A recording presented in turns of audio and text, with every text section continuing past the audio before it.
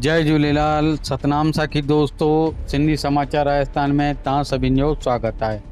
अॼु असां तव्हांखे ॿुधाईंदासीं कि आख़िर सिंधी कामयाब छो आहिनि पंहिंजे नंढे से नंढे व्यापार में, वॾे से वॾे व्यापार में। अॼु तव्हांखे ॿुधाईंदासीं सिंधियुनि जा टॉप सीक्रेट कि आख़िर उहे वधीक मां वधीक कामयाब छो रहंदा आहिनि।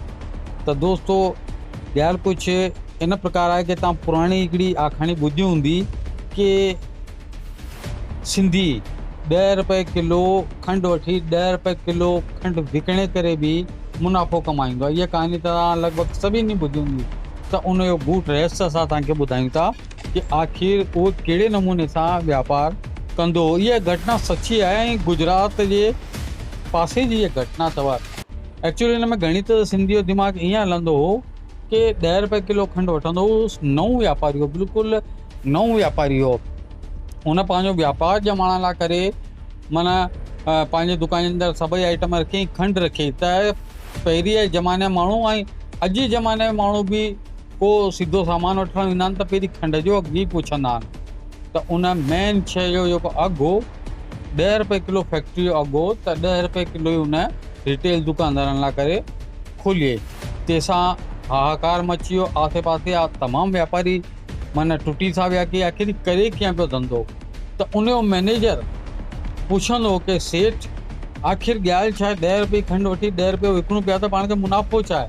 ऐं सेठ हमेशह खिली करे उहो सिंधी वापारी मुस्कुराए करे उन ॻाल्हि खे टारे लाहींदो।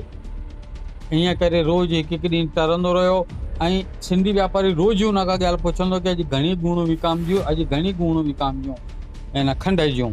त उहो ॿुधाईंदा हुआ अॼु 500 गुणूं विकामजियूं, अॼु 800, अॼु 1000, अॼु 1100, 1200। महीने जे आख़िर में जेॾी महिल वापारी उन पंहिंजे मुनियुनि खां पुछे कि आख़िर घणी गुणूं विकामजियूं आहिनि, त उन ॿुधाई कि पाण साईं लॻभॻि 35,000 गुणूं विकिणे चुका आहियूं खंड जूं।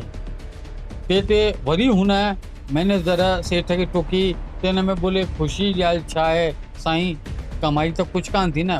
ते पोइ सिंधीअ राज खोलिए कि इन जेकी खंड आहे इहा 10 रुपए किलो वठी करे मां 10 रुपए किलो विकिणी आहे। हिन में मूंखे को मुनाफ़ो कान थियो आहे, पर मां 100 किलो जी गुण ते 2.5 रुपया मां पर वापारी खे चई रखियो कि 2.5 रुपया गुण जा एक्स्ट्रा लॻंदव, माना 100 किलो जी बोरीअ ते 2.5 रुपया। ऐं ॿी कंडीशन मां इहा रखी हुई कि जेके बि खंडु 10 रुपए किलो खपे कंहिं बि दुकानदार खे, कंहिं वापारी खे, त उहो घटि में घटि में खां 5 गुणूं वठंदो। त इन हिसाब सां हाणे लॻाए लाइ कि रोज़ु पाण 1000 1100 गुणूं विकिणंदा आहियूं त घणे पैसे जो मुनाफ़ो थियो। चवण जो मतिलबु हुन वापारीअ दुकान खोलींदे ई पहिरें महीने लाखे रुपए जी कमाई कई। वाक़ई में उहो मैनेजर चकर खाई वियो ऐं ॾाढो अंदरि ई अंदरि में इहो सोचणु लॻो कि वाक़ई में सिंधी जो दिमाग़ दो धारी तलवार थींदो आहे। त चवण जो मतिलबु हीअ आहे कि सिंधियूं कॾहिं बि पंहिंजे वापार जो जेको गूढ़ रहस्य आहे उहो कंहिंखे कान ॿुधाईंदा आहिनि। ऐं दिमाग़ जा काफ़ी चातुर्य थींदा आहिनि, चतुर थींदा आहिनि। वापारु करण जी उन्हनि जे अंदरि हिकिड़ी अद्भुत हिकिड़ी कला थींदी आहे, हिकिड़ी अद्भुत प्रतिभा थींदी आहे। जीअं मार्केट जे अंदरि भले न उन्हनि जे साम्हूं कहिड़ो बि वापारी हुजे, पर हिकिड़ो कंपटीशन करण जो उन्हनि जो हिकिड़ो पंहिंजो हिकिड़ो अंदाज़ थींदो आहे जंहिंसां कि ॿिया वापारी उन्हनि जे अॻियां टिकी न सघंदा आहिनि। सिंधियुनि में हिकिड़ी ॿी ॻाल्हि थींदी आहे, विशेषता थींदी आहे कि बिल्कुलु घटि मार्जिन ते धंधो वॾो कंदा आहिनि। ऐं घणेई ॼणा छा कंदा आहिनि, मार्जिन वॾो रखंदा आहिनि ऐं धंधो तमामु ई थोरो कंदा आहिनि। त जेका मार्जिन वॾो रखंदा आहिनि त दोस्तो उहे दुकानदार फेल थींदा आहिनि, साल 2 साल में बंदि बि थी वेंदा आहिनि। छोकी मान लो तव्हां को चश्मो वरितो आहे, चश्मे जी जेकी होलसेल रेट 220 रुपया आहे ऐं रिटेलर हुनखे 500 रुपए विके या 450 रुपए विके।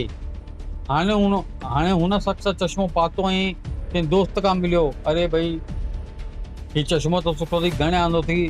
भाई 450 रुपए।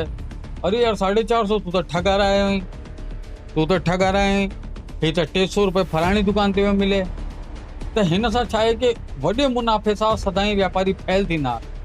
हमेशह मुनाफ़ो हिकिड़ो वाजिबु हुजणो घुरिजे त ई वापारी अॻियां वधंदो आहे। हीअ सिंधियुनि जा गुण आहिनि कि सिंधी मार्जिन घटि ऐं ग्राहकी वधीक आहे। इन ते ध्यानु ॾींदा आहिनि। इन कारण सिंधी जी दुकान ते सदाईं भीड़ रहंदी आहे। ऐं अॼु बि असां जहिड़े बि मार्केट जे अंदरि जिते 5-7 सिंधियुनि जा दुकान हूंदा आहिनि त ॿिया बि दुकानदार आसे पासे में अची करे वेही रहंदा आहिनि कि हिननि जे पुठियां असांजी बि दुकानदारी हलंदी।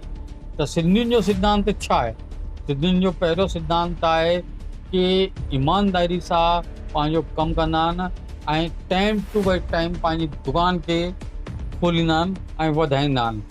ॿियो सिद्धांत छा आहे? ॿियो सिद्धांत जे अंदरि इहो आहे कि मार्जिन उन्हनि जो बिल्कुलु वाजिबी थींदो आहे।